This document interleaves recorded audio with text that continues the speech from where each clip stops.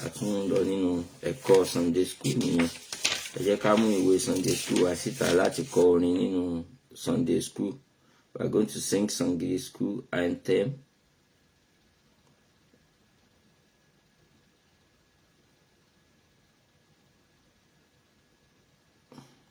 We are going to sing the Sunday school anthem. Wonderful word of mighty God. La la la la la la la la. La la la la la la la la. Wonderful word of mighty God. Wonderful word of mighty God. The word is a lamp to my feet. The word is a light to my way. Spirit of God, my teacher be. Throughout the Sunday school of today, teach me, Lord, I pray. Teach me, oh Lord, thy truth to know. Open my heart, oh Lord, I pray. Help me to understand thy word. Teach me, oh, behold, thy wonderful word of mighty God. The word is a lamp to my feet. The word is a light to my way. Spirit of God, my teacher be. Throughout the Sunday school of today, teach me, Lord, I pray. Teach me, oh Lord, thy way to know, that I may never go astray. Purge me from sin, oh Lord, I pray. Teach me, I will be holy, thy wonderful word of mighty God. The word is a lamp to my feet. The word is a light to my way. Spirit of God, my teacher be. Throughout the Sunday school of today, teach me all I pray. Teach me, oh Lord, nearer to thee. Let me move closer to your side. Oh, daily let me walk with thee. Teach me, I will be holy, thy wonderful word of mighty God. The word is a lamp to my feet. The word is a light to my way. Spirit of God, my teacher be. Throughout the Sunday school of today, teach me, Lord, I pray. Teach me, oh Lord, thy way to know, to do thy will from day to day. More of your love to others show. Teach me, I will be holy, thy wonderful word of mighty God. The word is a lamp to my feet. The word is a lamp to my way. Spirit of God, my teacher be. Throughout the Sunday school of today, teach me, Lord, I pray. Amen. Amen. Let's pray. Our Father in heaven, we glorify your holy name. We give you praises, we give you honor, and we give you all adoration for the grace you have given unto us for us to be in your presence this morning. Father, Lord, accept our thanks and praises in the mighty name of Jesus.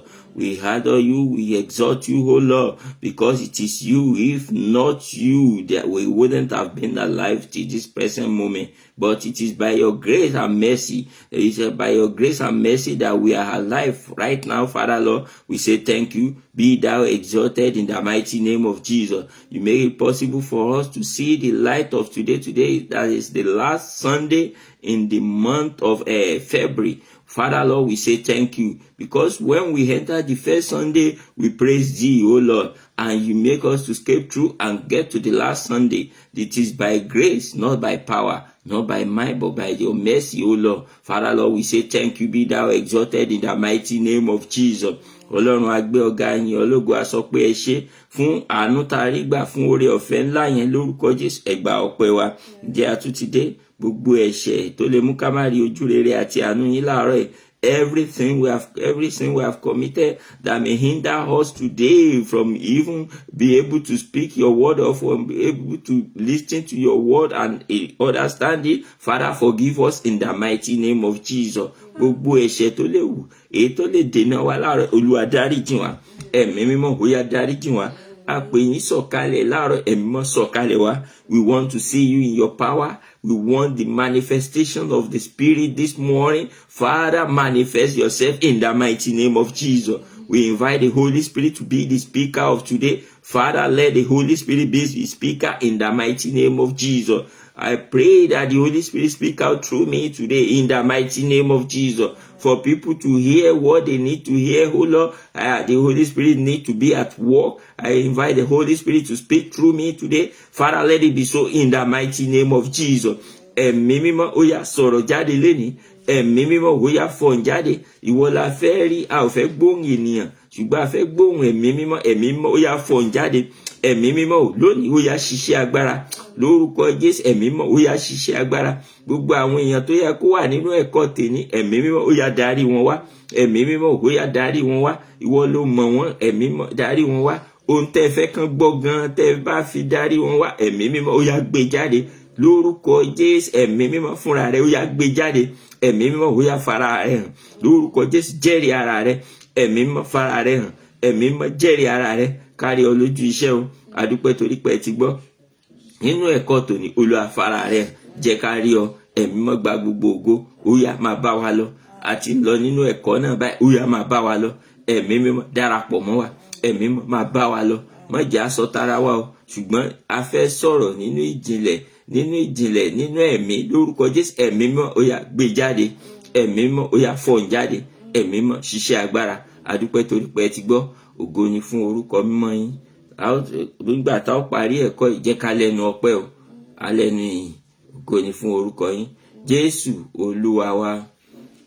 Àmín, àmín, àmín lórúkọ Jésù. Praise the Lord. Praise the Lord. Praise the Lord. Praise the living Jesus. Amen. Adúpẹ́ lọ́wọ́ Ọlọ́run torí pé ó ṣeun, torí pé àánú rẹ̀ tún dúró títí láé. Ọlọ́run tí ó pa wá mọ́ títí di òní. Ọlọ́run tó tún kà wá yẹ nínú àánú rẹ̀, nínú ìfẹ́ rẹ̀, nínú oore ọ̀fẹ́ rẹ̀. Ọlọ́run tó darapọ̀ mọ́ wa, kò fi wá sílẹ̀, kò kọ̀ wá sílẹ̀, kò ṣe wá ní àwa nìkan, ṣùgbọ́n ó bá wa ṣe ohun gbogbo nínú ohun gbogbo. Ọlọ́run yẹn náà ló tọ́ láti máa fọpẹ́ fún. Òun ló tọ́ láti máa fi ìyìn fún. Adúpẹ́, àgbéga fún àánú yẹn, fún ìfẹ́ yẹn àti ọwọ́ agbára. Ògo ni fún orúkọ Jésù. So adẹ̀dúpẹ́ lọ́wọ́ Ọlọ́run. Ọlọ́run tó mú wa tẹ̀síwájú nínú àwọn ẹ̀kọ́ yìí. God has been so good and faithful to us. He made us to proceed in this Sunday school lesson. Since when we have started last year, He made us to proceed and He gave us the grace and the power to continue in it. It is by grace, it is by mercy, not by power, but by the Spirit, says the Lord. So we thank God for the great Spirit that He has given unto us for us to move on in this lesson. As we all know, we use CAC Sunday School Manual. Ìwé Sunday School CAC ọ̀nà ni a máa ń lò. So ètò àkòrí ẹ̀ jẹ́ Bíbélì náà, ọ̀rọ̀ tàbí iṣẹ́ Ọlọ́run sí gbogbo ènìyàn. The Bible, God's message to man. The Bible, God's message to man. So last week we are in lesson 5 last week. Ẹ̀kọ́ karùn-ún la wà nínú ní ọ̀sẹ̀ tó kọjá yẹn tí a parí. So ẹ̀kọ́ yẹn tó sọ fún wa nípa èròǹgbà Bíbélì, ètò Ọlọ́run fún ìran ènìyàn. That is the purpose of Bible, the Bible's purpose, God's plan for humanity. So the purpose of the Bible is the plan for humanity. That is every plan of God for humanity. Yes, revealed in the Bible. Gbogbo nǹkan tí Ọlọ́run ní, ètò tí Ọlọ́run ní fún ènìyàn, gbogbo ẹ̀ pátá ni a ṣe àkọsílẹ̀ nínú Bíbélì tó dẹ̀ wà ńbẹ̀ títí di òní fún wa láti máa ṣe kíni, láti lè máa kà, láti lè máa fi tẹ̀síwájú, láti lè máa fi dàgbà nínú ẹ̀mí. Ó ní nǹkan tí gbogbo nǹkan tí ẹ̀kọ́ yẹn kọ́ wa ní ọ̀sẹ̀ tó kọjá. So a sọ nípa God's purpose for man in the Bible and God's purpose fulfilled in the Bible. A mẹ́nubà àwọn ìlérí Ọlọ́run fún wa. Kí ni ìdí tí Ọlọ́run fi dá Ádámù àti Éfà sínú ọgbà? Ọlọ́run dá wọn sínú ọgbà láti wà níbẹ̀. Kí ni ìdí tí Ọlọ́run fi dá wọn? Gbogbo ẹ̀ la mẹ́nubà ní ọ̀sẹ̀ tó kọjá. We talk about everything, every plan that God has for Adam and Eve when he created them, and which extended to me and you today. Òun náà ló ń tẹ̀síwájú títí tó fi dé ọ̀dọ̀ èmi àti ẹ̀yin. So ó túmọ̀ sí pé gbogbo àwọn nǹkan wọ̀nyí a ṣe àkọsílẹ̀, and everything is being fulfilled according to the how it is written.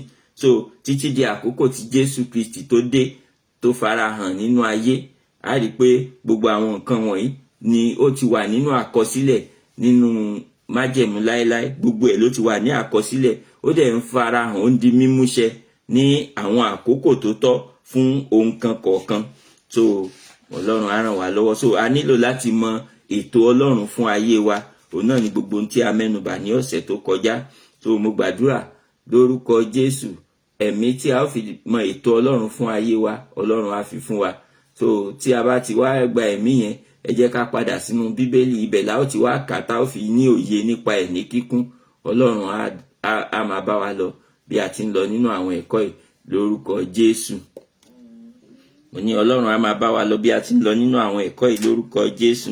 So àwa tá bá wà níbẹ̀ yẹn, tá bá ní ìwé CAC lesson 6, òun náà ni a wà lẹ́nu. We are in lesson 6 today. If you have the manual, CAC Sunday School manual, that is what we are using right here. So if you have the manual, you can open to lesson 6. That is where we are going today. So we are right there right now. So a máa kọ́ ẹ̀kọ́ nínú ẹ̀kọ́ kẹfà yẹn lénìí. So àwa tá bá níwé yẹn, ẹ jẹ́ ká ṣí. Àwa tá bá dẹ̀ níwé yẹn, a lè lọ àkókò tí a bá ní àyè, a lè wá ilé ìjọsìn CAC tó bá wà ní àyíká wa. You can look for any CAC church around you, and from there you can buy the manual.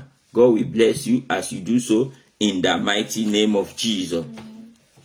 So ẹ jẹ́ kí a wá tẹ̀síwájú nínú ẹ̀kọ́ tí òní. Lesson 6. The topic for lesson 6 is God's law, a covenant with his people. God's law, a covenant with his people. Òfin Ọlọ́run, májẹ̀mú pẹ̀lú àwọn ènìyàn rẹ̀. So tá bá sọ̀rọ̀ nípa òfin, gbogbo wa la mọ̀ nǹkan tí òfin jẹ́. Òfin ni nǹkan tí a fi ń tọ́ ènìyàn sọ́nà. So òun ni nǹkan tá a fi ń tọ́ ènìyàn sọ́nà. So òfin ó dàbí májẹ̀mú, because when you are under it, you have signed an oath with whomever that make that law that you are under it. You have signed an oath with that person. So when you are with God and you say you have given your life to him, so that means you have a covenant. He has a covenant with you. That is the law. Òfin yẹn ó jẹ́ májẹ̀mú tó fi ń darí wa, tó fi ń tọ́ wa sọ́nà. So téèyàn tó bá ti wà lábẹ́ ẹni tó bá ti ibikíbi tí a bá ti fara mọ́ ibẹ̀, òfin tó bá wà ńbẹ̀, a ti wà lábẹ́ májẹ̀mú òfin yẹn.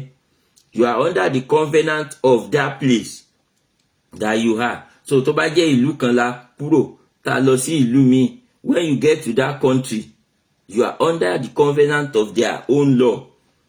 Ohun tí wọn kì í bá ṣe ń bẹ̀, if you do it, ó máa ṣe kíni?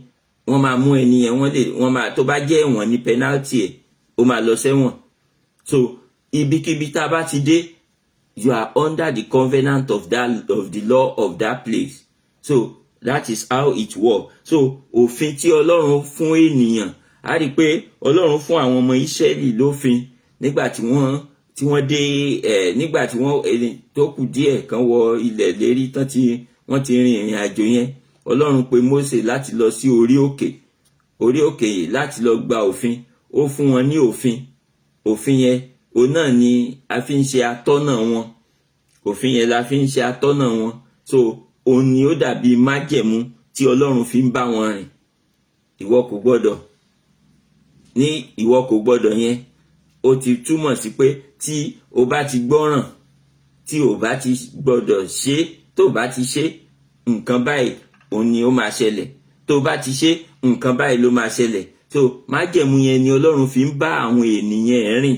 So ètò wà títí dé orí wa lénìí.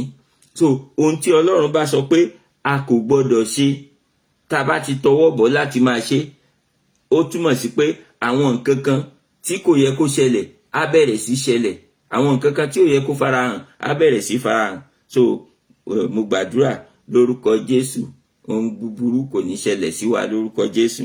So ṣùgbọ́n ẹni tó bá rú òfin, àwọn the consequences is very very bad. Consequences of breaking the law always very bad.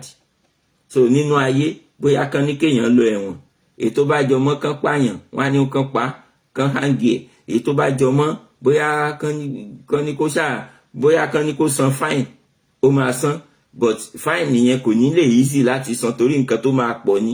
So ó ṣeé ṣe kó ju nǹkan tí èèyàn lè lágbára láti san lọ, tó máa dààmú kó tó ṣe.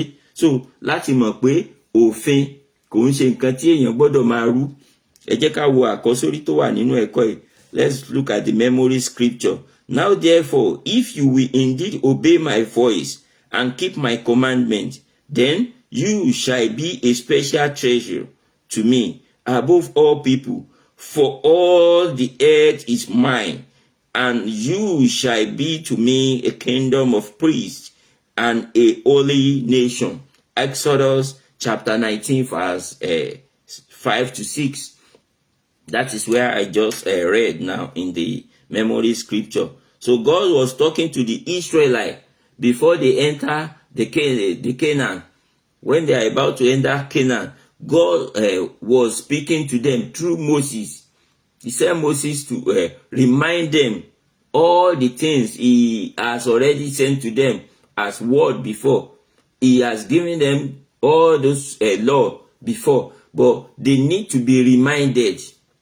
Ẹ má jẹ́ àgbàgbé, kò tíì sí àkọọ́lẹ̀ tí wọ́n lè máa gbé fúnra wọn kán máa kà bíi ti àkókò ti òde òní. Nígbà yẹn kò síbi tí wọ́n ti lè kà, ṣùgbọ́n gbogbo òfin Mósè ti kà sí wọn létí tẹ́lẹ̀. Ṣùgbọ́n they need to be reminded before they enter the holy land that God has given has prepared for them. Before they enter that land, they need to be reminded. That is what that verse was all about. Now therefore, if you will indeed obey my voice and keep my commandment, then you shall be a special treasure to me above all people, for all the earth is mine, and you shall be to me a kingdom of priests and a holy nation. Tí wọ́n bá ti lè ṣe kíni, tí wọ́n bá ti lè farabalẹ̀ láti máa bọ̀wọ̀ fún òfin Ọlọ́run, to obey all the commandments, if they keep on. So as a Christian, tá bá ti lè ṣe kíni, tá bá ti lè dúró láti máa gbọ́ràn sí àṣẹ Ọlọ́run, tá bá dúró láti máa gbọ́ràn sí òfin Ọlọ́run, ohun gbogbo tí Ọlọ́run sọ, if you are able to keep them, yes, ohun tí Ọlọ́run ti ní ká má ṣe, tí a bá ti lè yẹra fún láti má ṣe àwọn nǹkan tí Ọlọ́run fẹ́, gbogbo ohun tó wà nínú ìfẹ́ rẹ̀, tí a bá lè máa fi sí ìṣe. Ìdí nìyẹn tí Bíbélì fi gbọ́dọ̀ jẹ́ ọ̀rẹ́ wa. The Bible must be your friend. That is where you can read. It's not like the olden day when they don't have Bible. Moses need to keep on reminding them, tell them, read the Lord unto their ear, so that they can remember. Ó máa ń ṣẹ̀ṣẹ̀ ń kà sí wọn létí ni. Ṣùgbọ́n lónìí, today you have the Bible with you. You even have it on your phone. You have it everywhere. So you have it as a physical. You have it on your phone. That is, wherever you are, kò sí excuse pé mi rí Bible kà. Torí pé Bible ó ti wà ní gbogbo ibi. Orí fóònù tá ti gbé dání ó wà ńbẹ̀. Ibòmíì gan tá bá lọ tá bá débẹ̀, a tún rí tí wọ́n gbé Bible síbì kan pé fún ẹni tó bá nílò láti kà. Ó túmọ̀ sí pé Bíbélì wà ní ibi gbogbo tá ti lè rí kà. So a wá ní àwáwí kankan. You will never have any excuse if you don't make heaven, because what can remind you of the law of God is with you at all time. So you can go through it and read. So nípa bẹ́ẹ̀ a lè máa ní ìmọ̀ sí ohun tí ó bá yẹ ká ṣe. Ibẹ̀ náà ni a ó ti máa rí, tá ó ti máa mọ̀, tá ó ti máa kà á ní ojoojúmọ́. So ẹ má jà gbàgbé ní ìwé òfin yìí kò gbọdọ̀ kúrò ní ẹnu rẹ. Ó ní kí ìwọ máa ṣe àṣàrò nínú ẹ̀ ní ọ̀sán àti lóru. That is, you should try to read on daily basis, both day and night. Make sure you read and you understand everything in it. So Ọlọ́run á ràn wá lọ́wọ́ lórúkọ Jésù. God's law is a sacred covenant guiding his people in love, justice and righteousness, fostering faith, harmony and devotion. That is, òfin Ọlọ́run òun ló ń tọ́ wa sọ́nà. Ó ń tọ́ wa sọ́nà láti nínú ìfẹ́, ìdájọ́ àti òdodo. Ó ń tọ́ wa sọ́nà nínú ìfẹ́, ìdájọ́ àti òdodo. Tá bá sọ pé nínú ìfẹ́, bí òfin yẹn bó ṣe mú ìfẹ́ wá, bẹ́ẹ̀ náà ló mú ìdájọ́ wá. Bẹ́ẹ̀ náà ló ó ń ṣàpẹẹrẹ òdodo pé ohun tí Ọlọ́run fẹ́ rèé, ohun tí Ọlọ́run fẹ́ náà ni ó dẹ̀ fẹ́ ká máa ṣe. So ẹni tí ò bá ti ṣe, ìjìyà wà fún. Ó túmọ̀ sí pé ìdájọ́ wà ńbẹ̀, ìfẹ́ dẹ̀ wà ńbẹ̀. Ẹni tí bàbá bá fẹ́ òun ló ń bá wí, torí pé ó fi òfin yẹn sílẹ̀ ká má bàa kọjá ibi tí ó yẹ. Ẹ má jà gbàgbé Ádámù àti Éfà nígbà tí wọ́n wà nínú ọgbà Édẹ́nì, kí ló mú wọn ṣubú? Nítorí pé wọ́n ti gbàgbé òfin Ọlọ́run. Kí ni Ọlọ́run ti bá Ádámù sọ tẹ́lẹ̀? Ó ní gbogbo igi ọgbà yìí kí ìwọ kó máa jẹ. You can eat of all the fruit in the garden, but except one. Except one. So let's look at it this way. Maybe if Adam and Eve, if they have about 100 trees in the garden, so they can eat 90 out of 99. They can eat the fruit of 99, but only one they are not allowed to eat. So out of all those 99, are they not satisfied? So that means that only one they can do without it, because they have many options. But look at it, they forgot so soon.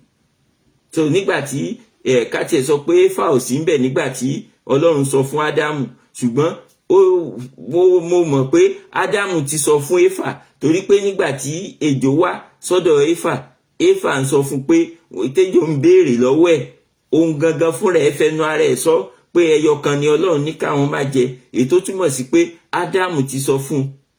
So Adam has already explained to Eve, but still ó jẹ èso yẹn. Nígbà tí Ádámù tún dé, ó fún Ádámù láti jẹ, Ádámù náà ṣe kíni? Ó jẹ èso yẹn, èyí tó túmọ̀ sí pé wọ́n ti gbàgbé òfin Ọlọ́run. So Ọlọ́run á ràn wá lọ́wọ́. So gbogbo bí tá a bá ń lọ, ẹ jẹ́ kí a máa rántí ohun tí Ọlọ́run sọ, ká máa padà sínú Bíbélì láti máa kà ní gbogbo ìgbà, kí a má bàa gbàgbé òfin Ọlọ́run, kí a lè máa rìn nínú ẹ̀. You need to walk in the law of God. You need to do according to his will. You need to be in align with him. A gbọ́dọ̀ wà ní ìbáṣepọ̀ tó dánmọ́rán pẹ̀lú ẹ̀. Ìbáṣepọ̀ tó dánmọ́rán. Ọlọ́run á ràn wá lọ́wọ́ lórúkọ Jésù. Ẹ jẹ́ ká wo àṣàrò fún ìfọkànsìn, devotional thought. Obeying God's voice bring blessing, as his law is a life-giving guide for our well-being. Tá bá ti ń gbọ́ràn sí Ọlọ́run, ó máa ń mú ìbùkún wá. It will surely bring blessing back to you when you listen to the voice of God, when you keep all the commandments, when you do according to the will of God. It always bring blessing. Gbogbo nǹkan yìí ni a sì máa padà la máa mẹ́nubà nínú ẹ̀kọ́ yìí tí a bá ti ń lọ. Ọlọ́run á ràn wá lọ́wọ́ lórúkọ Jésù. Mo gbàdúrà bá ti ń lọ nínú ẹ̀kọ́ yìí, Ọlọ́run á máa bá wa lọ lórúkọ Jésù. So ìgbọràn ó máa ń mú ìbùkún wá. When you listen to the voice of God, you will surely enjoy his blessing. because he's ready to bless anyone that listens to him. He's ready to bless anyone that is doing according to his will. So tá bá ti lè máa ṣe àwọn nǹkan wọ̀nyí, tá tẹ̀lé bó ti tọ́, tá sì ń bá rìn bó ti yẹ, yóò máa ṣe kíni, yóò máa bùkún fún wa. Ó ní gbogbo nǹkan tó kù, ó lóun ó fi kún. Kí ló dé tó fi sọ bẹ́ẹ̀? Torí pé ó mọ̀ pé nípa ìgbọràn láti lè jèrè àwọn nǹkan wọ̀nyí. Torí pé tí a ò bá gbọ́ràn, tí ó bá fún wa ní àwọn nǹkan yẹn, tí a ò bá gbọ́ràn, èṣù ló máa padà jogún irú ẹni bẹ́ẹ̀ tí ò gbọ́ràn. Ṣùgbọ́n ẹni tó bá ń gbọ́ràn, òun nìkan ni Ọlọ́run fẹ́ fún, torí pé ó fẹ́ kí ká ṣe ìfẹ́ òun. Tí a ò bá dẹ̀ ti ṣe, òun náà ṣe kíni, ó fi wálẹ̀ fún èṣù nìyẹn. Ọlọ́run ò ní fi wálẹ̀ lórúkọ Jésù. So ẹ jẹ́ ká wá wọnú ẹ̀kọ́ yẹn lọ nísìnyí. So we are going to the lesson outline right now. Lesson outline. This lesson is divided to two parts, 1 and 2. So the covenant nature of God's law, then the blessings and responsibility of the law. So those are the two things we are going to make mention and we are going to talk about in this lesson. The Holy Spirit keep on directing us on what to say in the mighty name of Jesus. So let's look at the Bible passage in this part 1, Exodus chapter 19, verse 5, and Leviticus chapter 11, verse 44. So those are the Bible passage. You can write them down and read on your own if you don't have the manual. Exodus chapter 19, verse 5, and Leviticus chapter 11, verse 44. So I'm going to read only the one in the manual right here now. So if you don't have your Bible with you, you can just listen and hear what I'm saying. God will be with us in the mighty name of Jesus. The Holy Spirit will open our inner mind to understand the word of God in the mighty name of Jesus.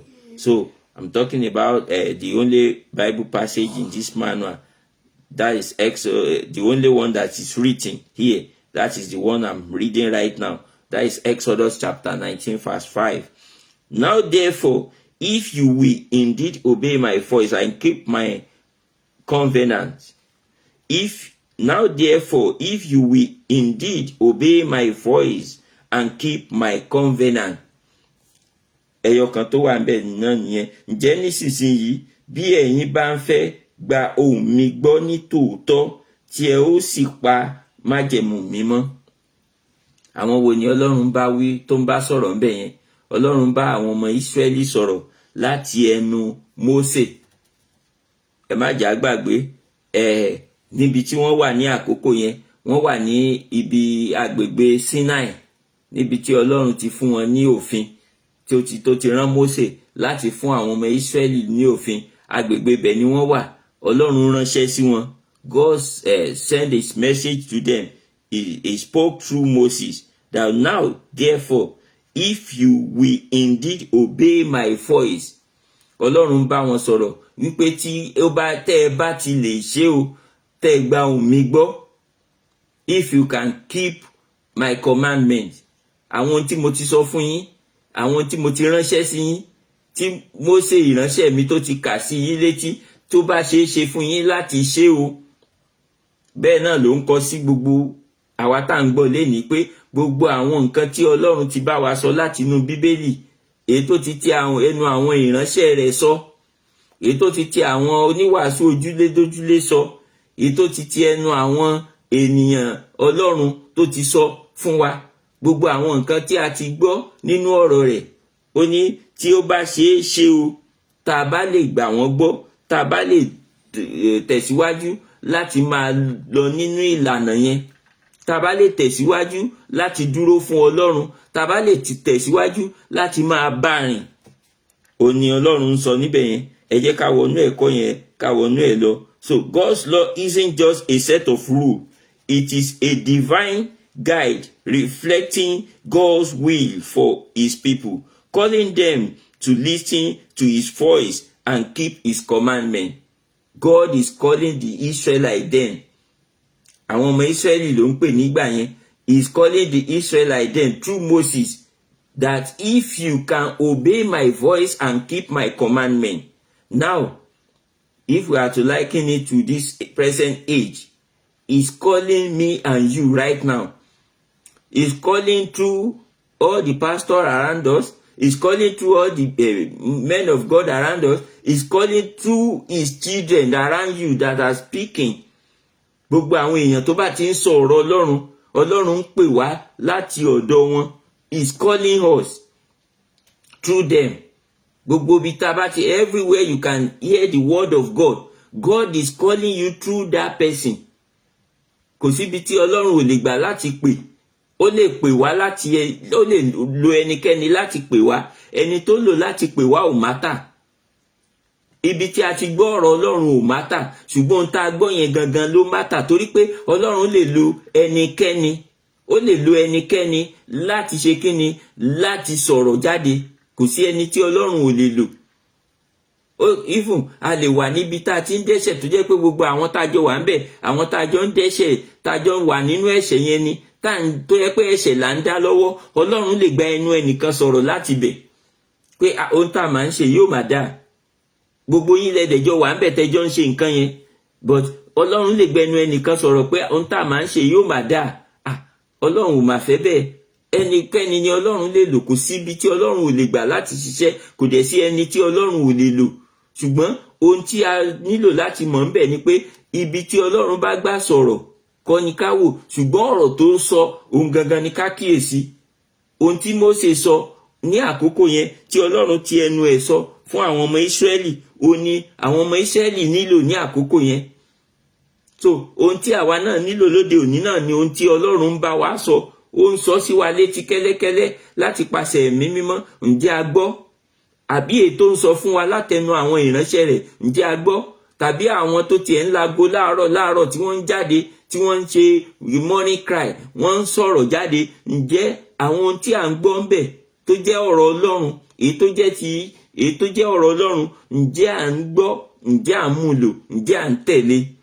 Ǹjẹ́ a nílò láti bi ara wa léèrè nìyẹn o. So ohun tí Ọlọ́run bá àwọn ọmọ Ísírẹ́lì sọ nìyẹn. So òfin Ọlọ́run kì í kàn ṣe òfin lásán. Kò í ṣe òfin lásán, ṣùgbọ́n ohun tó fi Ọlọ́run hàn gangan nìyẹn. Tó fi ìfẹ́ rẹ̀ hàn sí wa, ó ní òfin yẹn. So òun ló mú ká mọ ohun tí Ọlọ́run jẹ́. Nínú òfin yẹn la ti ń mọ̀ wípé ó jẹ́ mímọ́, torí pé gbogbo àwọn nǹkan tó ní ká má ṣe yẹn, àwọn nǹkan tó lè sọ wá di aláìmọ́ ni. So nígbà tó bá ti wá yọ àwọn nǹkan tí ó lè sọ wá di aláìmọ́ tó ní ká má ṣe, tí a ò bá ti ṣe, èyí tó túmọ̀ sí pé a ó jẹ́ mímọ́. Nígbà tá bá ti wá jẹ́ mímọ́, a ó lè rí Ọlọ́run. Ṣé ti rí bó ṣe so mọ́ra wọn bẹ́yẹn? So ẹni tó bá jẹ́ mímọ́ ó lè rí Ọlọ́run. So Ọlọ́run á ràn wá lọ́wọ́. Ẹ jẹ́ á tẹ̀síwájú torí àkókò wa. The law is a gift showing God's people how to live in a way that honor him. It isn't just rules about survival, but understanding and following God's desire. Kì í ṣe òfin láti kàn gbé ìgbé ayé lásán, ṣùgbọ́n ó jẹ́ ohun tó ṣe kíni, tó tọ́ wa sọ́nà láti lè dúró nínú ìfẹ́ Ọlọ́run. Òfin ló ṣe kíni, ó ń tọ́ wa sọ́nà. Ẹ jẹ́ ká ibẹ̀ lẹ́ẹ̀kan sí. Ó ní òfin náà jẹ́ ẹ̀bùn. Ohun tí Ọlọ́run fi fún ènìyàn ni o, ẹ̀bùn. Ó ní tí ó ń fi bí àwọn ènìyàn Ọlọ́run yóò ṣe máa hùwà ní ọ̀nà tí yóò máa fi ọ̀wọ̀ fún èyí tó ń ṣe tí ó máa fi ọ̀wọ̀ fún Ọlọ́run. Kì í ṣe òfin nípa ti móríbọ́, ṣùgbọ́n láti ní òye àti láti tẹ̀lé ìfẹ́ Ọlọ́run. Nípa òfin Ọlọ́run, òun náà ni a fi lè tẹ̀lé Ọlọ́run. Nípa òfin Ọlọ́run, òun náà ni a fi lè bá Ọlọ́run rìn. Nípa òfin Ọlọ́run, òun la ṣe lè wu Ọlọ́run. Torí pé ohun tó ní ká má ṣe, tí a bá ti gbọ́ràn tí a ò ṣe, a ó máa wu Ọlọ́run ní gbogbo ìgbà. So ohun tó fi fún wa gẹ́gẹ́ bí ẹ̀bùn nìyẹn, láti máa tọ́ wa sọ́nà. Òun ló ń kọ́ wa bí a ṣe ń hùwà. Òfin ló ń kọ́ wa bí a ṣe ń hùwà. Ọ̀nà wo ni òfin gbà kọ́ wa bí a ṣe ń hùwà? Nígbà tí òfin bá sọ pé ìwọ kò gbọdọ̀ parọ́, tá bá ti tẹ̀lé òfin yẹn, ibi tá bá dé, tí ó bá jẹ́ pé nǹkan kan ṣẹlẹ̀ ńbẹ̀ tó yẹ ká sọ òótọ́, òfin ìwọ kò gbọdọ̀ parọ́ yẹn kò ní jẹ́ ká lè parọ́, á jẹ́ ká sọ òótọ́ tó bá wà nídìí ọ̀rọ̀ yẹn. Tó bá ní ìwọ kò gbọdọ̀ jalè, òfin tó ti sọ pé ìwọ kò gbọdọ̀ jalè yẹn, gbogbo bí tá bá dé tá bá rí nǹkan ní nǹkan, bóyá àti ẹ̀rí nǹkan yẹn tó jábọ́ tẹ́ni yẹn ń lọ níwájú, instead tá fi máa mú owó yẹn tá máa fi sápò, a máa pe ẹni yẹn, torí pé a máa rántí òfin ìwọ kò gbọdọ̀ jalè, torí pé a ṣetán láti tẹ̀lé òfin yẹn.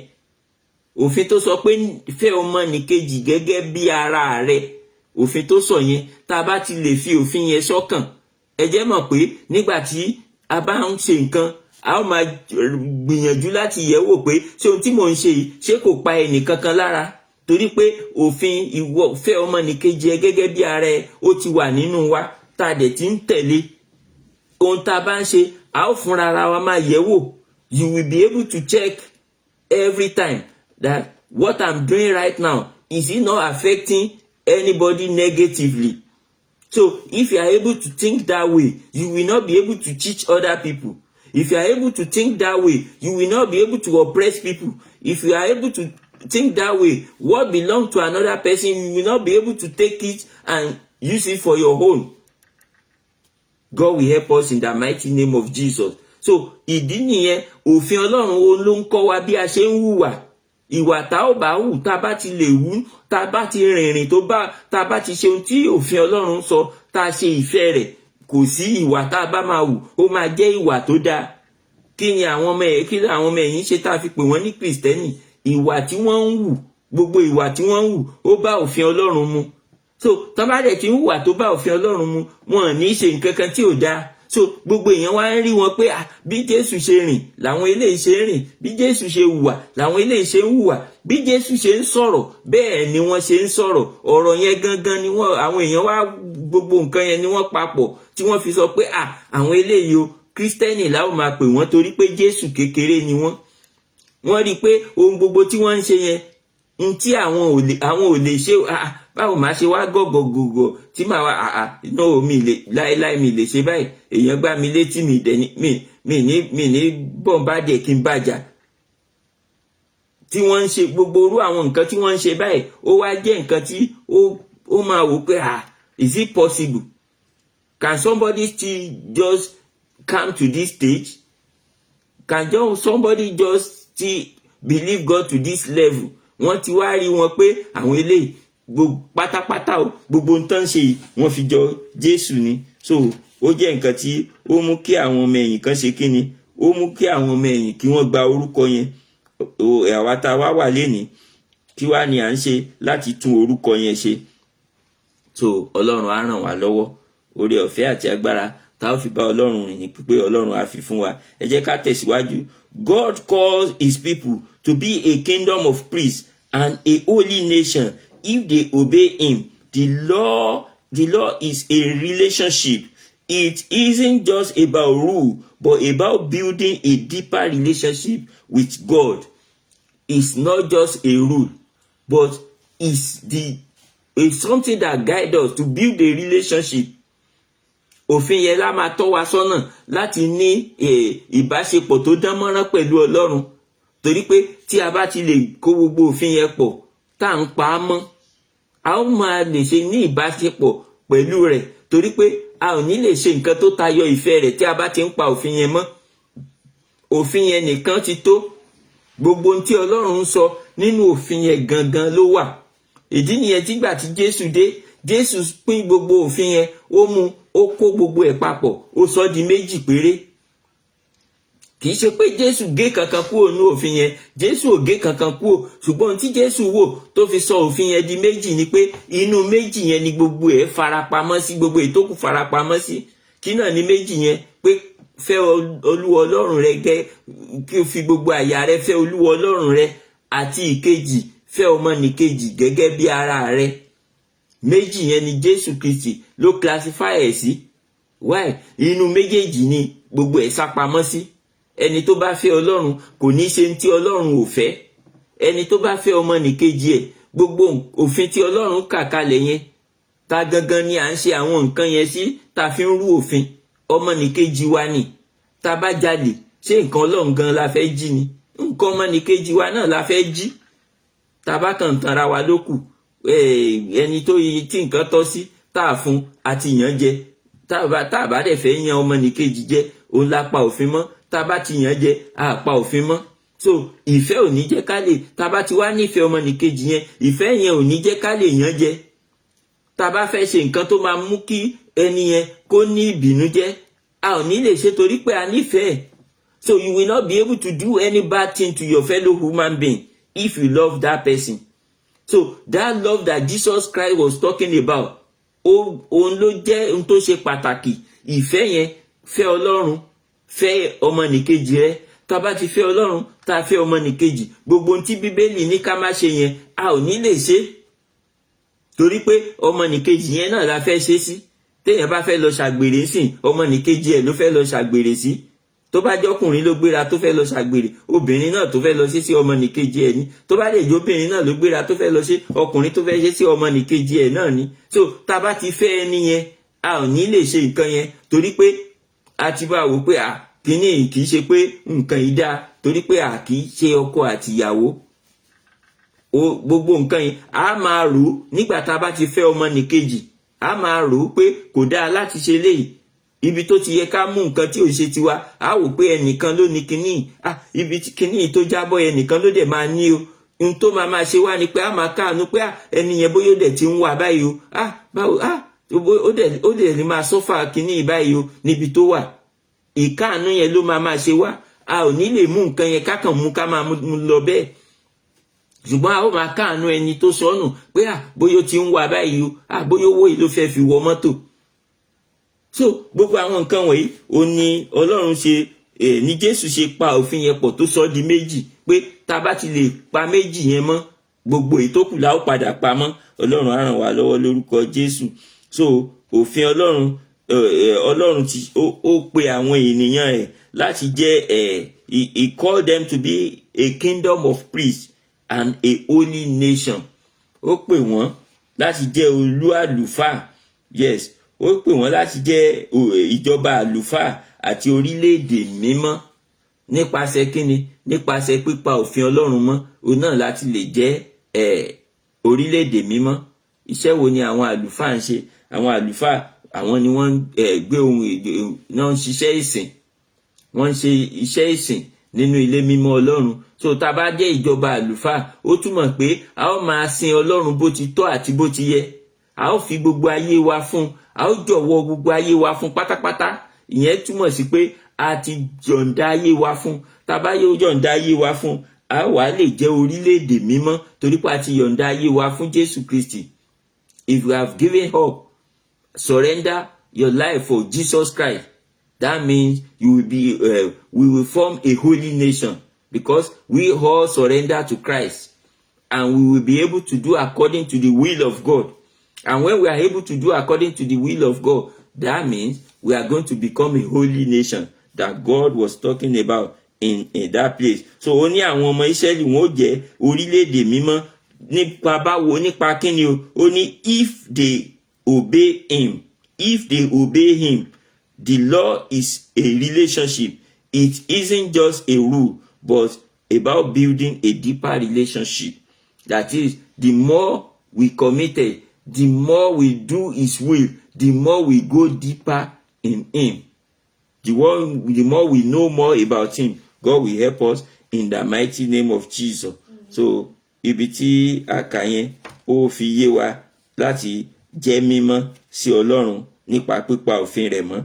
God's law is an invitation to live closely with him, reflecting his holiness and purpose. We are also called to be a holy choosing people. Does that describe you?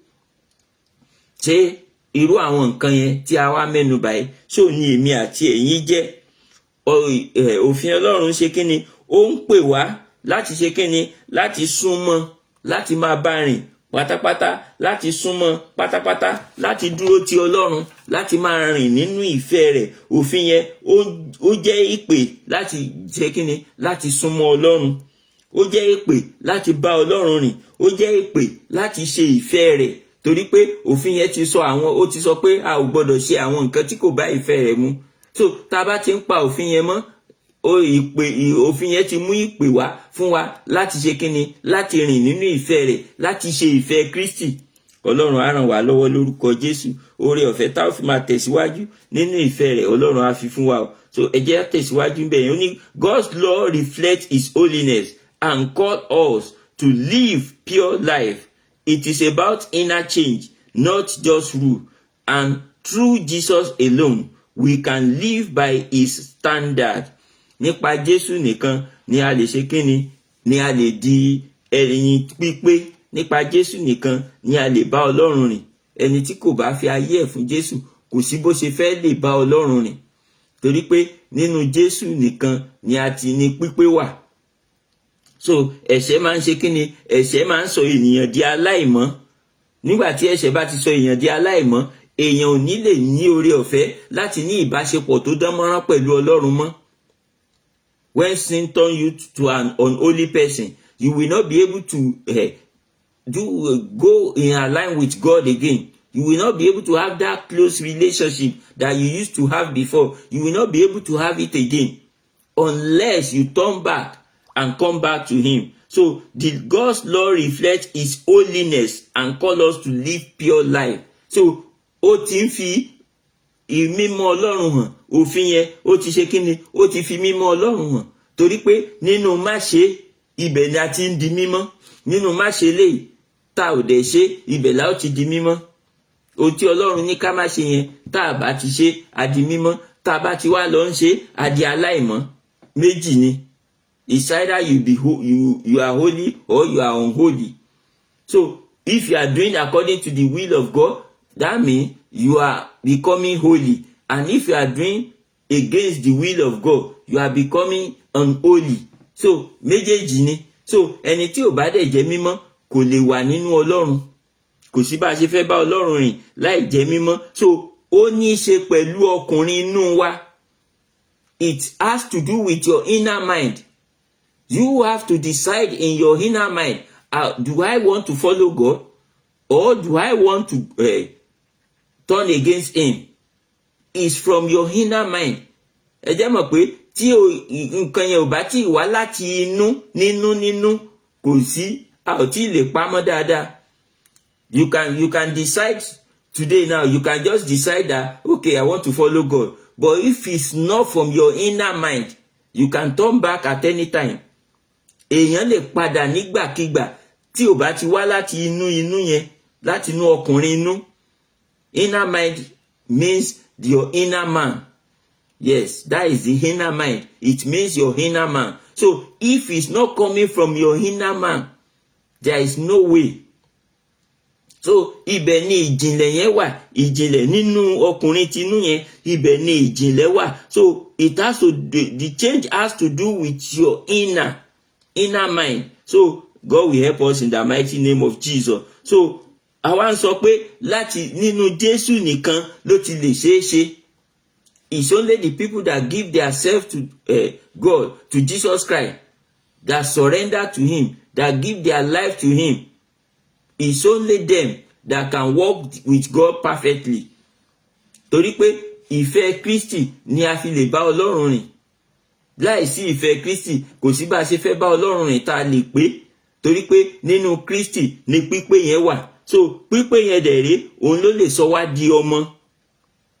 So ohun tí a bá ti ń ṣe tẹ́lẹ̀ tá a bá wá dénú Kristi a ò ní lè ṣe mọ́, torí pé ó ti sọ pé bí ẹnikẹ́ni bá wà nínú Kristi ó di ẹ̀dá titun. Ohun àtijọ́ ó ti ṣe kíni, ó ti kọjá lọ. So tí ohun àtijọ́ yẹn bá ti wá kọjá lọ, ó túmọ̀ sí pé a ó di titun.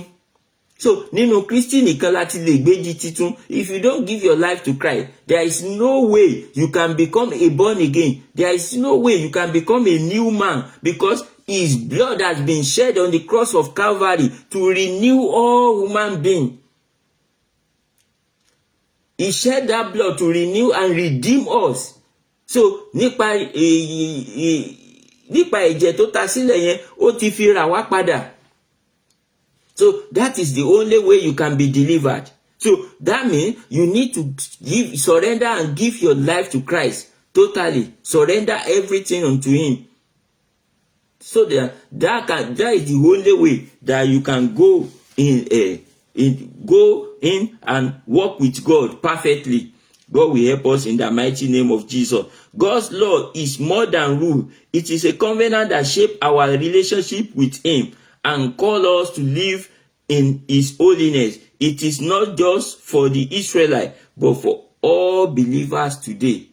Òfin Ọlọ́run yẹn, òun ló ṣe kíni, kì í jẹ́ kàn ṣe òfin láti máa ṣe kíni, kì í ṣe òfin láti máa rin ìrìn àjò, ṣùgbọ́n ó jẹ́ májẹ̀mú láti bá Ọlọ́run rìn. Òfin yẹn ni májẹ̀mú láti bá Ọlọ́run rìn. Tá bá ti lè gba òfin yẹn, tá ti sọ pé ókè Ọlọ́run ní ìwọ kò gbọdọ̀ jalè. Látòní lọ mi ò ní jalè mọ́. Ó ti sọ pé mi ò gbọdọ̀ jalè. Látòní lọ mi ò ní jalè mọ́. Látòní lọ mi ò ní jalè mọ́ yẹn. Ó ti ń dúró gẹ́gẹ́ bí májẹ̀mú, àti ń bá Ọlọ́run dá májẹ̀mú nìyẹn pé mi ò ní jalè mọ́. Ìdí nìyẹn, àwọn òfin yẹn wọ́n jẹ́ májẹ̀mú. Tá bá ti ń sọ pé látòní lọ mi ní ṣe tí ò dá sọ́mọnìkejì mi mọ́, àti ń dá májẹ̀mú nìyẹn. So when you enter the covenant, when you follow the law of God, you enter into His covenant. By following Him, you enter into His covenant. So that covenant will guide you. That covenant will be the one to lead you. God will help us in the mighty name of Jesus. Let's go to the part 2. Nítorí àkókò wa, ẹ jẹ́ ká lọ sí apá kejì ti ẹ̀kọ́ yẹn. The blessing and responsibility of the law. Àwọn ìbùkún àti ojúṣe òfin náà. The blessing and responsibility of the law. Deuteronomy chapter 28 verse 1 to 2. Then verse 15. Then Jeremiah chapter 31 verse 33 to 34. Those are the places. But I'm going to read only the one in the manual. So that is Deuteronomy 28, 1 to 2. I'm going to read from the manual right now. If you will diligently obey the voice of the Lord your God, all these blessings shall come upon you. Iṣẹ́ tí Ọlọ́run rán sí àwọn ọmọ Ísírẹ́lì nìyẹn. Ẹ má jà gbàgbé, nígbà tí ó kù díẹ̀ kí wọ́n mo sọ lẹ́ẹ̀kan, gbà tó kù díẹ̀ kí wọ́n wọ ilẹ̀ Kénáánì, níbi tí Ọlọ́run mú wọn lọ. Ó kù díẹ̀ kí wọ́n wọ bẹ̀, nígbà tí wọ́n wà ní apá bí ilẹ̀ Móábù yẹn tó lédì sí ibi tí wọ́n ń lọ. Ọlọ́run dá wọn dúró, ó rán wọn létí àwọn ọ̀pọ̀lọpọ̀ nǹkan. God started reminding them what they have had before. Kì í ṣe pé wọn ò tí gbọ́ òfin yẹn tẹ́lẹ̀ rí. Kì í ṣe pé Ọlọ́run ò tí ránṣẹ́ yẹn sí wọn tẹ́lẹ̀ rí. Ṣùgbọ́n Ọlọ́run nílò láti rán wọn létí, torí pé wọ́n ti wà nínú ìjù, wọ́n ti ń rìn káàkiri. Ó ṣeé ṣe kán ti gbàgbé. Ọlọ́run nílò láti rán wọn létí, torí pé kò sí Bíbélì tí wọ́n ń gbé dání bíi ti àkókò tó dé òní. Kò tíì sí.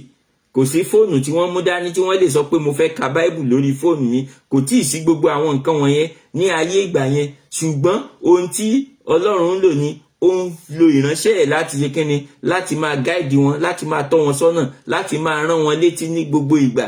So nígbà tó tó àkókò láti wọ ilẹ̀ Kénáánì, Ọlọ́run tún dá wọn dúró láti ṣe kíni, láti tún rán wọn létí lẹ́ẹ̀kan sí pé ohun tí mo ti sọ fún yín, ẹ má gbàgbé o. Òun náà ni ohun tí Ọlọ́run tó gbìyànjú láti bá wọn sọ ńbẹ̀ yẹn. Ẹ jẹ́ ká lọ nínú ẹ̀kọ́ yẹn. Nígbà tí a bá ń lọ nínú ẹ̀, a ó ní òye kíkún dáadáa. Mo gbàdúrà agbára láti mọ ìfẹ́ rẹ̀ àti láti ṣe Ọlọ́run á fi fún wa lórúkọ Jésù. Ẹ jẹ́ ká bẹ̀rẹ̀ sí wò láti inú ẹ̀kọ́ báyìí. God promises blessing, peace, prosperity and protection to those who obey Him. Obedience brings His favor. Seek God's kingdom first and everything else follow. That is Matthew chapter 6 verse 33. So tá bá wo Matthew chapter 6 verse 33 yẹn, tó ti sọ pé seek ye first the kingdom of God and His righteousness, all other things shall be added unto it. Tá bá wo ibẹ̀ yẹn, àti tá bá padà sínú Deuteronomy 28 chapter 1 ibi tí a kà yẹn, chapter 1 to 2 yẹn, if you will diligently obey the voice of the Lord your God, all these blessings shall come upon you. If we are to link the two places together, we are now going to see that what God has already said in the Old Testament through Moses, he was saying it again through Jesus Christ in the New Testament. So the two are linked together. Ohun tí méjèèjì ń sọ nǹkan kan náà ni. The two Bible passages are saying the same thing. If you will obey my voice, tó bá ti lè gba ohùn mi gbọ́, tó bá ti lè ṣe ohun tí mo fẹ́, all these blessings shall become yours. Tó túmọ̀ sí pé tá bá ti fi ayé wa fún, tá bá ti fi ọkàn wa fún, gẹ́gẹ́ bí Matthew 6:33 yẹn ti sọ pé ká máa wá ìjọba Ọlọ́run náà. Báwo la ṣe ń wá ìjọba Ọlọ́run? Wíwá ìjọba Ọlọ́run náà ni fífi ayé wa fún Jésù. Fífi ayé wa fún, yíyọ̀ǹda ayé wa fún pátápátá, òun náà ni wíwá ìjọba Ọlọ́run. So pípa òfin ẹ̀ mọ́, gẹ́gẹ́ bí ti májẹ̀mú láíláí sì sọ yẹn náà, pípa òfin ẹ̀ mọ́, òun náà ni wíwá Ọlọ́run. Pípa òfin ẹ̀ mọ́ ni bíbá Ọlọ́run rìn. Pípa òfin yẹn mọ́, òun náà ni dídúró pẹ̀lú Ọlọ́run. So nínú Matthew 6:33 yẹn, wíwá ìjọba Ọlọ́run, òun náà ni ní fífayé ẹni fún Kristi. Wíwá ìjọba Ọlọ́run, òun ni láti máa ṣèfẹ́ Kristi nígbà tá bá fayé wa fún tán. Wíwá ìjọba Ọlọ́run ni ká tẹ̀síwájú láti máa rìn nínú ìfẹ́ rẹ̀. Àti wá ìjọba Ọlọ́run nípa fífayé wa fún. Nígbà tá bá fayé wa fún tán, a tún wá ìjọba Ọlọ́run sí nípa mímọ̀ ìfẹ́ Kristi. Tá bá tún ti mọ̀ ìfẹ́ Kristi tán, a tún wá ìjọba Ọlọ́run sí nípa ṣíṣe ìfẹ́ Kristi. Nígbà tá bá ti ń ṣe, a tún wá ìjọba Ọlọ́run sí nígbà tá bá wá dúró nínú ìfẹ́ yẹn tá yẹsẹ̀, tá ń tẹ̀síwájú nínú ẹ̀. Ṣé ti wá rí pé nígbà tá bá wá ìjọba Ọlọ́run yẹn, ó ní gbogbo nǹkan tó kù, ó ní a ó fi kún. It shall be added unto it.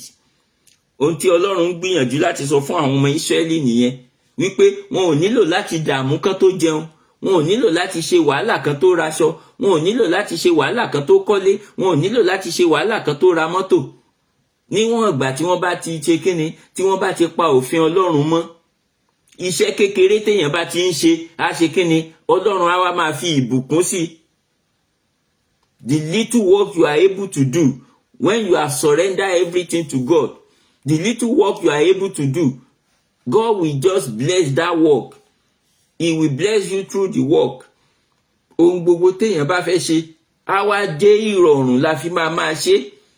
Ìrọ̀rùn lèyàn á fi máa ṣe gbogbo àwọn nǹkan wọ̀nyẹn. So ohun tí a nílò ni pé ká ṣàkọ́kọ́ gbọ́ràn, ká fi ayé wa fún. Ọlọ́run á ràn wá lọ́wọ́ lórúkọ Jésù. Obedience comes with the responsibility to live by God's command. Disobedience brings penalty, including separation from His blessing. Our choice matters. Our choice matters. It is left for you to decide. It is left for me to decide. You are the one to decide how your life will be. God will not decide it for you. But this decision you take is what God can work upon. Tá bá ti kọ́kọ́ gbìyànjú láti ní ohun tí a pinnu lọ́kàn, òun ni Ọlọ́run máa ń ṣiṣẹ́ lé lórí. So you have to decide first. So it's a matter of choice. You have to choose between two. Kò sí méjì náà ló wà, kò pé mẹ́ta. It's either you enter the kingdom of God or you go to hellfire. Those are the two. There is no third one. Ibi méjì tó wà nìyẹn. So if you don't belong to this side, you must belong to this side. Even though you don't want to go there, if you don't belong to this side, you can never stay in the middle. You will surely be at the other side, since you don't belong here. So the devil is full of manipulation. So when the devil know you don't belong here, he don't allow you to stay anywhere else. He will pull you to his own side, because you don't belong here. So since you don't belong here, the devil will tell you it's only two places. So since you don't belong here, you must belong here. It is by force. So the devil will drag you by force. So it's left for you to decide. So decide today, which one do you want to support? Then where do you want to end the race? You will have to decide on your own. God will help us in the mighty name of Jesus. So obedience comes with responsibility. Ó máa ń wá pé ó nílò ká wá ṣe kíni, ó nílò ká ṣe nǹkan kan, ó nílò ojúṣe tá nílò láti ṣe ń bẹ̀ yẹn. Ìgbọràn máa ń wá pẹ̀lú ojúṣe ni. kò sí. Tá bá fẹ́ gbọ́ràn a máa ní ojúṣe náà ni pé a ó máa ṣe ohun tí Ọlọ́run ní, ohun tí Ọlọ́run bá sọ. Ìwọ kò gbọdọ̀ jalè, ó ní ojúṣe, torí pé tá bá rí nǹkan nígbà tó ti ní ìwọ kò gbọdọ̀ jalè yẹn, a máa rí nǹkan tó yẹ ká jí, nígbà tá bá rí a ò ní lè jí. Ìwọ kò gbọdọ̀ parọ́, a máa rí tó máa mú wa parọ́, ṣùgbọ́n a ní lè pa irọ́ yẹn nítorí pé a máa rántí òfin Ọlọ́run yẹn tó sọ pé ìwọ kò gbọdọ̀ parọ́, ìwọ kò gbọdọ̀ ṣàgbèrè. A rí nǹkan tó wù wá, a rí tó fẹ́ fà wá sí, ṣùgbọ́n nípa ojúṣe yẹn tá a ti sọ pé a máa pa òfin Ọlọ́run mọ́ yẹn, òun ni ò ní jẹ́ ká lè ṣe, torí pé a ti pinnu. That's why it's a matter of choice. You have made up your mind that you are not going to disobey God. Tá bá ti pinnu, a wá béèrè fún ẹ̀mí mímọ́, torí pé ìpinnu kò ṣeé múṣẹ láìsí ẹ̀mí mímọ́. Ìdí nìyẹn tí Jésù fi sọ pé ẹ̀yin kò lè wà láìní baba. Ó ní èmi ó rán olùtùnú sí yín. Olùtùnú yẹn ni Jésù fún wa. Òun náà ni ó rán wa létí. Òun ló dàbí Mósè ní ayé ìgbà yẹn tó rán àwọn ọmọ Ísírẹ́lì létí. Olùtùnú yẹn ló rán wa létí lénìí. Ǹjẹ́ àti ẹ̀ ní ẹ̀mí mímọ́ yẹn? Ẹ̀mí mímọ́ yẹn nìkan ló lè rán wa létí. Òun ló lè tọ́ wa sọ́nà, òun ló lè darí wa. Ọlọ́run á ràn wá lọ́wọ́ lórúkọ Jésù. So it's a matter of choice. Ẹ jẹ́ ká tẹ̀síwájú bẹ́ẹ̀. God is always faithful to his people. His covenant is built on his faithfulness, not our perfection. Even when we fall short, he remains committed to us. The new covenant in Jesus offers restoration and hope for reconciliation. Kò sí ẹni tó pé, kò sí ẹni tó mọ́, no one is perfect. There is no perfection in man, but we are made perfect in Jesus. No perfection in man, but we are made perfect in Jesus. So when you have given your life to Christ, it is through the blood of Christ that renew you, that redeem you, that wash all your sins away, that you are made perfect. So that's why ta fi sọ lẹ́ẹ̀kan pé gbogbo ẹni tí ò bá ti lè fayé ẹ̀ fún Jésù, kò sí bí a ṣe fẹ́ ṣe. Tá bá fayé wa fún Jésù, tá bá yọ̀ǹda ọkàn wa fún pátápátá, kò sí bí a ṣe fẹ́ ṣe. Torí pé nínú ẹnìkan láti lè rí ẹ̀jẹ̀ yẹn ló rà wá padà. Láì fayé wa fún, a ò lè nípìn nínú ẹ̀jẹ̀ yẹn. Láì nípìn nínú ẹ̀jẹ̀ yẹn, a ò lè rà wá padà. Báwo la ṣe wá fẹ́ ṣe? So ẹ̀jẹ̀ Jésù ló ṣe kíni? Òun ló rà wá padà tí a fi lè di ọmọ. So a nílò láti kọ́kọ́ fi ayé wa fún kí a tó rà wá padà. Tí a bá ti fayé wa fún, a ó lè rà wá padà nípasẹ̀ ẹ̀jẹ̀ náà èyí tó ta sílẹ̀ lórí òkè Káfárì. So tá bá ti wá rà wá padà, ìgbà yẹn la ó sì lè di ọmọ. So nígbà tí àwa jẹ́ ẹlẹ́ṣẹ̀, Kristi kú fún wa. Ètò túmọ̀ sí pé èmi àti ẹ̀yin àti jẹ́ ẹlẹ́ṣẹ̀ nígbà kan rí. You have been a sinner before, but when you give your life to Christ, you are being redeemed. All your sins have been washed away. Now you are a child, but you need to continue. You need to move on with Christ. A nílò láti máa bá rìn. A nílò láti máa rìn nínú ìfẹ́ rẹ̀, to stay within the grace. Láti má kúrò lábẹ́ oore ọ̀fẹ́ yẹn, a nílò láti máa bá rìn. Ọlọ́run á ràn wá lọ́wọ́ lórúkọ Jésù. Oore ọ̀fẹ́ àti agbára tá a fi rìn ní pípé Ọlọ́run á fi fún wa. God's promise to be our God is rooted in his unchanging faithfulness. While nothing separates us from his love, our relationship with him requires continued faith and obedience. His faithfulness is not an excuse. His faithfulness is not an excuse for disobedience. Praise the Lord. So, a rí pé Ọlọ́run ti ṣe kíni? Ọlọ́run ti ṣe ìlérí fún wa. Àwọn ìlérí tí Ọlọ́run ti ṣe yẹn, òun náà ni ó ti ṣèlérí láti jẹ́ Ọlọ́run wa. Òun la fi ìlérí yẹn la fi ń bá rìn. Ó ṣèlérí láti jẹ́ Ọlọ́run wa. Ó ní ìlérí Ọlọ́run láti jẹ́ Ọlọ́run wa ni ó wà nínú òtítọ́ rẹ̀. Kì í sọ̀rọ̀ kó má múṣẹ. Ohun tó bá ti sọ, ó ti di dandan. Ó ti wá sí ìmúṣẹ nìyẹn. So Ọlọ́run ti ṣèlérí láti ṣe kíni? Láti jẹ́ Ọlọ́run wa. àwa láti jẹ́ ènìyàn rẹ̀, ìyẹn tí a bá ti ṣe kíni, tí a bá ti ṣe tán láti fi ayé wa fún, tí a bá ti ṣe tán láti yọ̀ǹda ọkàn wa fún pátápátá, ó ti ṣe tán láti jẹ́ Ọlọ́run wa, ó ti ṣe tán láti ṣe kíni, láti fi ẹ̀jẹ̀ Jésù láti fi rà wá padà. Ó ní nígbà tí ohunkóhun kò bá yà wá kúrò nínú ìfẹ́ rẹ̀, ní kíni ó yà wá kúrò nínú ìfẹ́ Kristi, ìpọ́njú ni, tàbí ìdààmú, tàbí wàhálà, tàbí àìríjẹ, tàbí àìrímu, gbogbo nǹkan wọ̀nyí ni Paul mẹ́nubà nígbà tí ó ń kọ àkọsílẹ̀ yẹn nínú ìwé Rome. Gbogbo nǹkan wọ̀nyí ló mẹ́nubà níbẹ̀.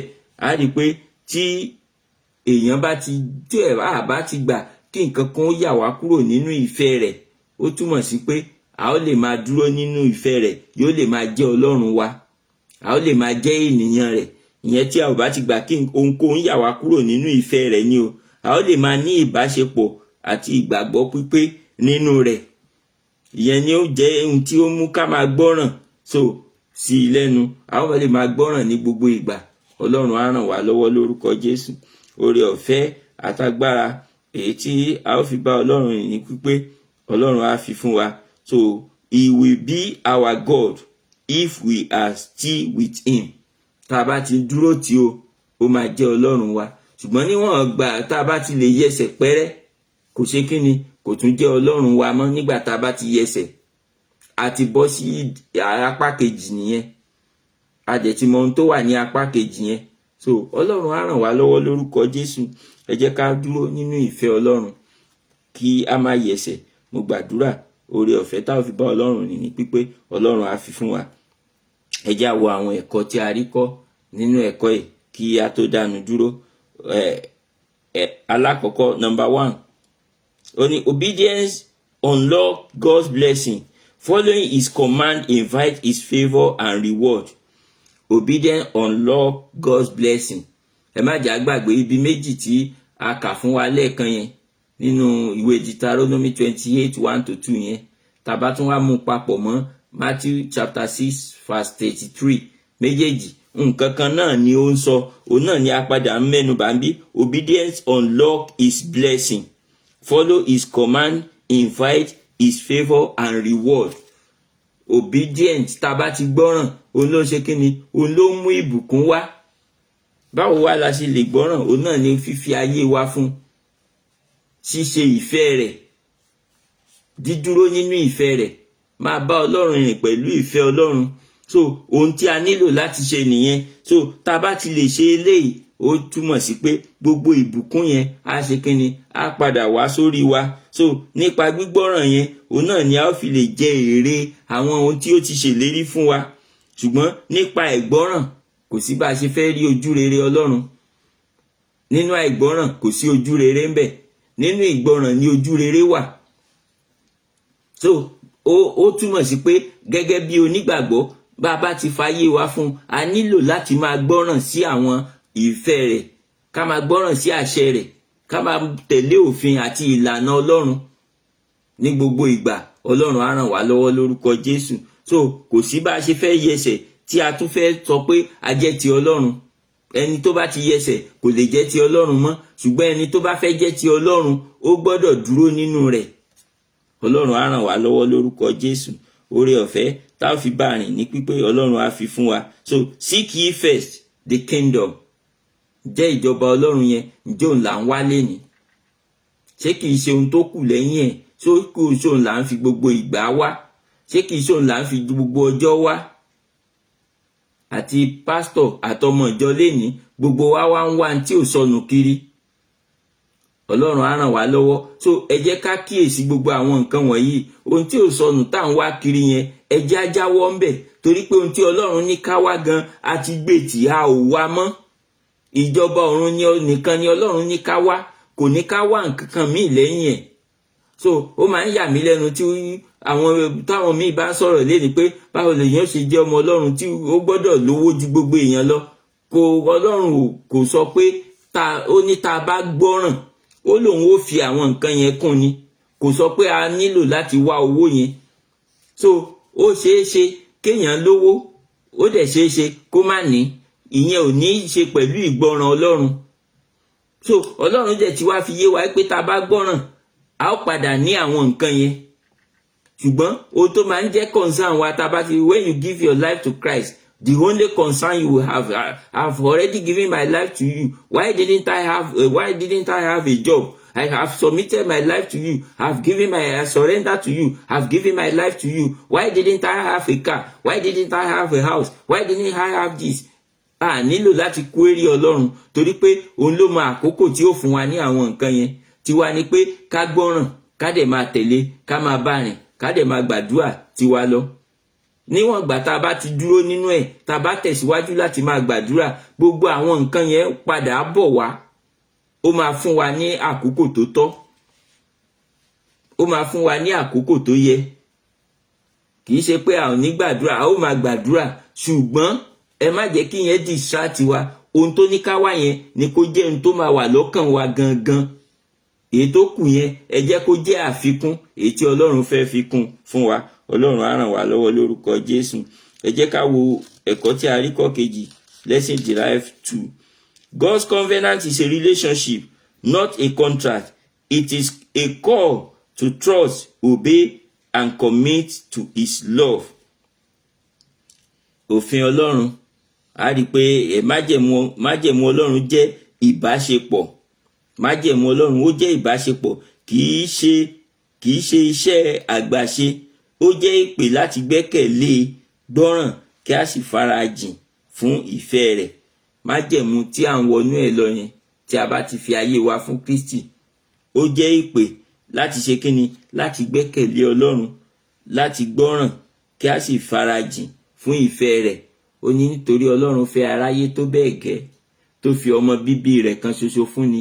Ó ní wípé ẹnikẹ́ni tó bá gbà á gbọ́ kó má bàa ṣègbé, ṣùgbọ́n kó lè ní ìyè àìnípẹ̀kun. Tá bá wo ibi tí Ọlọ́run ti sọ̀rọ̀ yẹn, pé ẹnikẹ́ni tí ó bá gbà á gbọ́ kó má bàa ṣègbé, ṣùgbọ́n kó lè ní ìyè àìnípẹ̀kun. So ó ń pè wá, ó jẹ́ ìpè láti ṣe kíni, láti gbẹ́kẹ̀lé àti láti gbọ́ràn sí. Ó jẹ́ ìpè láti gbà á gbọ́, ìpè láti fi ayé wa fún, ìpè láti ní ìbáṣepọ̀ tó dánmọ́rán pẹ̀lú rẹ̀, ìpè láti sin Ọlọ́run bó ti tọ́ àti bó ti yẹ, ìpè láti yọ̀ǹda ọkàn wa fún. Those are the things. So tá bá ti wá ṣe eléyìí, tá ti gbọ́ràn, tá ti yọ̀ǹda ayé wa fún, tá ti farajìn fún ìfẹ́ rẹ̀, tá bá ti lè ṣe gbogbo àwọn eléyìí, a ti wà nínú májẹ̀mú yẹn, a ti dúró nínú ẹ̀ nìyẹn. Gbogbo àwọn nǹkan tó kù tí Ọlọ́run yẹ kó fún wa láyé, ó máa fún wa. Èyí tó yẹ kó fún wa lọ́run, ó máa tún fún wa náà. So ó jẹ́ ọ̀nà méjì tá ó ti jẹ gbádùn ẹ̀. So ẹ má jà gbàgbé níta ayé, gbogbo ohun tí Ọlọ́run fẹ́ fún wa ní ayé, èṣù náà ń fún àwọn èèyàn ní àwọn àyídáyídá ẹ̀. So tí ọ̀run yẹn nìkan ni ò sí àyídáyídá, tó yẹ pé kò sí ọ̀nà àbáyọ míì, kò sí àyídáyídá fún tọ̀run yẹn. Ṣùgbọ́n táyé àyídáyídá ẹ̀ wà. Ìdí nìyẹn tí Ọlọ́run fi ní ká má sáré tọ ti ayé yẹn, ká má máa wá kiri, torí pé níbi tá bá ti ń wá kiri, èṣù dúró, ó ń lọ káàkiri, ó fẹ́ kí èèyàn gba tòun. Ẹ má jà gbàgbé nígbà tí Jésù gbààwẹ̀ 40 ọ̀sán àti 40 òru tán, ìgbà yẹn ni èṣù yọ sí, tó mú lọ sí òkè pátápátá, tó ní wo gbogbo ayé yìí. Ó ní tó bá ti ṣe kíni, tó bá tẹríba fún mi, èmi ó fi fún ọ. Ṣé ti rí bẹ́ẹ̀ yẹn? Ó ní èmi ó fi gbogbo ayé yìí fún ọ tó bá lè tẹríba fún mi. So bẹ́ẹ̀ náà ni èṣù máa ń mú ẹni tó bá ti ń wá àwọn nǹkan tí ayé, tó bá ti ń wá kiri, tá bá ti ń fi gbogbo ìgbà, tó yẹ pé gbogbo àdúrà tá ń gbà lọ́sàn lóru náà ni pé ká ṣáà fi wá nǹkan tayé, tá àti ẹ̀ nígbà kankan tá fi ń gbàdúrà, láti fi àdúrà, láti fi ṣe kíni, láti fi béèrè fún ẹ̀mí mímọ́ Ọlọ́run láti máa tọ́ wa sọ́nà láti bá rìn. Kò sígbà kankan tá fi ń gbàdúrà láti rìnrìn àjò ìjọba ọ̀run. Kò sígbà kankan tá fi ń gbàdúrà láti gbéra wa ró fún ìrìn àjò yẹn. Kò sígbà kankan tá fi ń gbàdúrà láti máa dúró nínú ìfẹ́ Ọlọ́run, láti má ṣe yẹsẹ̀. A ò gba gbogbo àwọn àdúrà tó jọ bẹ́ẹ̀, ṣùgbọ́n àdúrà pé kí Ọlọ́run ṣá pèsè fún wa nìkan là ń gbà. Àdúrà pé k'Ọlọ́run ṣá gbé wa débi gíga nìkan là ń gbà. Tá bá ti ń gba gbogbo eléyìí, èṣù á máa wá sí àyíká wa ní gbogbo ìgbà, á máa mú àyídáyídá àwọn nǹkan tí à ń béèrè yẹn, á máa mú wá. ó wá ṣeé ṣe tí èèyàn ò bá kíyèsára ó lè lọ yára gba ti èṣù. Meanwhile, ohunkóhun tí èṣù bá mú wá síwájú wa, èyí tí Ọlọ́run pèsè tó ṣètò, ó ti ń bọ̀ lẹ́yìn ní àkókò tí èṣù bá mú wá yẹn. Àkókò tí Jésù tẹ́bi ń pa tó fẹ́ jẹun ni èṣù wá síwájú ẹ̀ pé sọ òkúta di àkàrà. Oúnjẹ tí Jésù ó jẹ ò tíì dé tí èṣù fi sáré wá síwájú ẹ̀ pé sọ òkúta di àkàrà tó fẹ́ mú kí ó dẹ́ṣẹ̀. Ṣé ti rí bẹ́ẹ̀ yẹn? So tí Jésù bá gbà láti sọ òkúta di àkàrà ni, òkúta tó di àkàrà yẹn ni ó máa jẹ lọ́wọ́ tí èyí tí Ọlọ́run ṣètò ó wá dé tí ó wá bá pé ó ti ń jẹ ti èṣù. Á wá ṣe kí ni? Ìyẹn á wá padà sẹ́yìn. So ìbùkún tí Ọlọ́run fẹ́ fún wa gangan tí a bá ti kánjú, tá a bá ti farabalẹ̀, ká ní sùúrù, ká máa wá ìjọba Ọlọ́run èyí tí ó mú wa dúró láti lè lo ìbùkún yẹn pẹ́. Tá a bá ti farabalẹ̀ láti ṣe bẹ́ẹ̀, ó ṣeé ṣe kéèyàn gba èyí tí èṣù fẹ́ sáré mú wá yẹn. Téèyàn bá dẹ̀ ti gbà, ìparun ló máa ń yọrí sí. Ó dàbí ẹni tó ń gbàdúrà lójoojúmọ́ tó ṣà ń béèrè mọ́tò, pé òun fẹ́ mọ́tò. I want to buy a car. I want to buy a car. Every day of your life, maybe you wake up, that is your prayer. I want to buy a car. It is possible. Maybe God is going to give you a car, but it might not be the right time. So when you are particular about it too much, the devil can bring a car to you. The devil will bring his own first. If you are not careful, you might take the one the devil is bringing. So ó dẹ̀ ṣeé ṣe kó jẹ́ pé àkókò tí Ọlọ́run fẹ́ kí á rà, bóyá Ọlọ́run fẹ́ kéèyàn ra mọ́tò yẹn ní June, èṣù lè mú tiẹ̀ wá ní April. Ó dẹ̀ ṣeé ṣe kó jẹ́ pé tá a bá ti ra káà yẹn láti April, ó ṣeé ṣe kó jẹ́ pé bóyá May ni èṣù ti ṣètò accident sí láti ní accident. Ṣùgbọ́n tí a bá farabalẹ̀, tá ò bá gba ohun tí èṣù mú wá, tá a bá dúró de àkókò Ọlọ́run, àkókò tí Ọlọ́run bá fún wa, èèyàn máa ń gbádùn ẹ̀ títí láì ní. Tá a bá ti dúró de èyí tí Ọlọ́run fẹ́ fún wa yẹn. Ṣùgbọ́n tá ò bá ti dúró de èyí tí Ọlọ́run fẹ́ fún wa, tá a bá ti gba èyí tí ò yẹ ká gbà, ó ṣeé ṣe ká máa lò kó jẹ́ pé inú ẹ̀ ní ìparun ó ti wá. Ìdí nìyẹn tí ọ̀pọ̀lọpọ̀ ọmọ Ọlọ́run tí nǹkan burúkú tó fi máa ń sábà ṣẹlẹ̀ lénìí. Ọ̀pọ̀lọpọ̀ ìgbà a ò dúró gbóhùn Ọlọ́run ká tó tẹ̀síwájú nínú nǹkan tí à ń ṣe yẹn. Ọ̀pọ̀lọpọ̀ ìgbà a ò dúró farabalẹ̀ láti mọ ohun tí Ọlọ́run fẹ́ fún wa ká tó lọ fọwọ́ sí ohun tí a fọwọ́ sí yẹn. Tí ó bá ti wá rí bẹ́ẹ̀, nígbà tá a ti dúró farabalẹ̀ gbọ́ ohun tí Ọlọ́run fẹ́ fún wa, tá a ti fọwọ́ sí ohun tí a sámọ̀ pé a fẹ́, ó ṣeé ṣe kó jẹ́ èṣù ló máa mú wá. So ohun tí èṣù bá dẹ̀ ti mú wá yóò fún wa lóòótọ́, ṣùgbọ́n yóò gba nǹkan kan padà. Kí náà ló máa padà gbà? Ẹ̀mí ló máa padà gbà. Ọlọ́run á ràn wá lọ́wọ́ lórúkọ Jésù. Oore ọ̀fẹ́ àti agbára tá ò fi bá Ọlọ́run rìn ní pípé, Ọlọ́run á fi fún wa. Oore ọ̀fẹ́ àti agbára tá ò fi ṣe ìfẹ́ rẹ̀, Ọlọ́run á fi fún wa lórúkọ Jésù. So níbí ni a ó ti dánu dúró ní ti ọ̀sẹ̀ yìí. So tó bá di ọjọ́ mẹ́jọ, a ó tún tẹ̀síwájú nínú ẹ̀kọ́ keje èyí tí ó ń bọ̀ lọ́nà. Ọlọ́run á ràn wá lọ́wọ́. Mo gbàdúrà pé títí di ọjọ́ yẹn a ò ní di àwátì lórúkọ Jésù. So ẹ má jẹ́ ká gbàgbé ìwé CAC, ìwé Sunday School CAC náà ni à ń lò. We use CAC Sunday School Manual. So the theme of this year manual is the Bible, God's message to man. Bíbélì náà, ọ̀rọ̀ tàbí iṣẹ́ Ọlọ́run sí ènìyàn. Ohun tí Ọlọ́run fi ránṣẹ́ sí wa, òun náà ni àkòrí gbòòrò fún ìwé yẹn. So Ọlọ́run dẹ̀ ràn wá lọ́wọ́ àti parí ẹ̀kọ́ kẹfà lénìí. So tó bá di ọ̀sẹ̀ tó ń bọ̀, ẹ̀kọ́ keje, òun náà ni à ń lọ. Kí Ọlọ́run kó ràn wá lọ́wọ́. So ọjọ́ mẹ́jọ òní Sunday tó gbẹ̀yìn. Sorry, ó dà pé confusion wà lẹ́ẹ̀kan. Mo ní Sunday òní ní last day torí mo ti fọkàn sí pé 28 ní February, but 29 ní February tọdún yìí. So last Sunday ó máa wá ní next week. God will help us in the mighty name of Jesus. So 29 ní date next week Sunday yẹn. Ọlọ́run á ràn wá lọ́wọ́ lórúkọ Jésù. So ẹ má jẹ́ àgbàgbé, a máa ń wà ní orí TikTok àti Facebook. We are always on TikTok and Facebook live every Sunday morning 8 a.m. to teach Sunday school lesson. So God will help us as we continue to join in the mighty name of Jesus. So, and I always say it, we just open a YouTube channel because some people are asking for YouTube. So we just open a YouTube channel. So we just want you to, if you can help us to subscribe to that channel so that we can go on live on YouTube. For some people to even listen to the word of God on YouTube. God will help us as we do so in the mighty name of Jesus. Orúkọ tó wà lórí page tá ń lò ní Facebook, ètò wà lórí page tá ń lò ní TikTok, òun náà ló wà lórí ti YouTube. That is Múyìwá Alálàdé kan yẹn ló wà ní gbogbo ẹ̀. Ọlọ́run á ràn wá lọ́wọ́ lórúkọ Jésù. Ẹ jẹ́ ká gbàdúrà orúkọ Jésù.